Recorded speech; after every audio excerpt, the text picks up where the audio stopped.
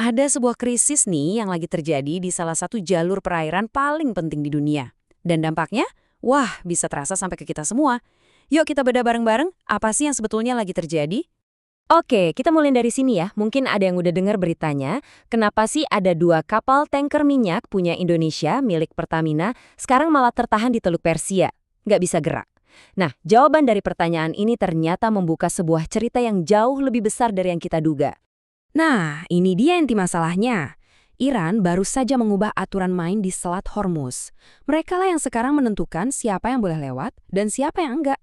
Dan ini bukan cuma wacana, konsekuensinya udah sangat nyata. Jadi ini masalahnya bukan soal dua kapal aja ya. Bayangin aja, ini tuh kayak arteri utama ekonomi global yang tiba-tiba sekarang dikontrol dengan sangat ketat. Biar lebih kebayang, kita pahami dulu deh seberapa vital sebetulnya area ini. Oke, jadi Selat Hormuz ini anggap aja kayak sebuah gang sempit di laut. Tapi ini bukan gang biasa. Ini adalah gerbang utama bagi sebagian besar minyak dari Timur Tengah untuk dikirim ke seluruh dunia. Benar-benar kayak keran utama pasokan energi global. Penting banget kan?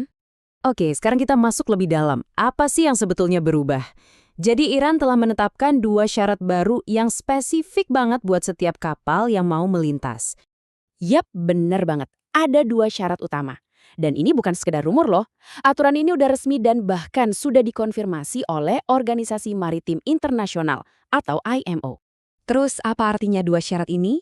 Gampangnya gini. Pertama, kapal yang mau lewat itu rekam jejaknya harus bersih. Nggak boleh tuh pernah terlibat dalam aksi apapun yang dianggap Iran sebagai agresi. Kedua, kapal harus lapor dan koordinasi penuh dengan otoritas Iran sebelum dan selama melintas. Ini perubahan yang sangat besar dari kebebasan navigasi yang ada sebelumnya. Coba deh perhatikan bahasa resminya. Ini kutipan langsung dari pernyataan Iran kepada IMO. Kata kuncinya di sini adalah lintasan aman yang sekarang jadi bersyarat. Itu bukan lagi sebuah hak yang otomatis didapat semua kapal. Pasti pada penasaran kan? Siapa sih yang dimaksud dengan agresor ini? Nah, Iran di sini gambleng banget. Pernyataan mereka secara eksplisit menyebutkan Amerika Serikat dan Israel. Jadi setiap kapal atau aset apapun yang terkait dengan kedua negara ini otomatis nggak memenuhi syarat untuk melintas. Oke, itu kan aturannya. Pertanyaannya, gimana implementasinya di dunia nyata? Mari kita lihat dampaknya yang terjadi saat ini juga. Nah, beginilah situasi di lapangan. Sebuah kapal dari Thailand ternyata berhasil lolos setelah melakukan negosiasi. Tapi dua kapal tanker Pertamina milik Indonesia masih tertahan. Ini jadi bukti nyata kalau aturan baru tersebut bukan cuma ancaman, tapi memang sudah ditegakkan. Pertanyaan logis berikutnya pasti, kenapa ini semua terjadi sekarang?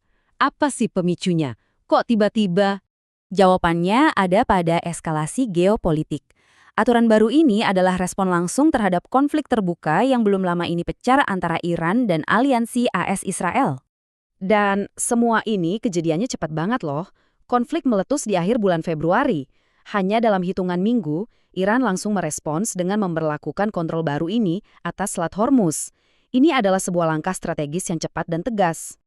Jadi, poin krusialnya sekarang adalah mengapa satu selat sempit ini begitu penting bagi kita semua? Coba kita lihat gambaran besarnya. Angka ini udah menjelaskan semuanya. Sekitar 30% dari seluruh perdagangan minyak dunia yang diangkut lewat laut harus melewati titik sempit ini. 30%. Itu volume yang luar biasa besar. Nah, inilah intinya. Ketika jalur yang menangani sepertiga minyak dunia ini mengalami gangguan, dampaknya itu global. Ini bukan lagi masalah regional. Ini bisa langsung mempengaruhi harga bahan bakar yang Anda bayar dan stabilitas ekonomi di seluruh dunia. Ini membawa kita ke satu pertanyaan terakhir. Situasi di Selat Hormuz ini adalah pengingat yang jelas bagaimana geografi bisa menjadi senjata. Saat sebuah jalur perdagangan yang vital dipersenjatai, pertanyaannya bukanlah jika ada yang dirugikan, tapi siapa yang pada akhirnya akan membayar harga yang paling mahal.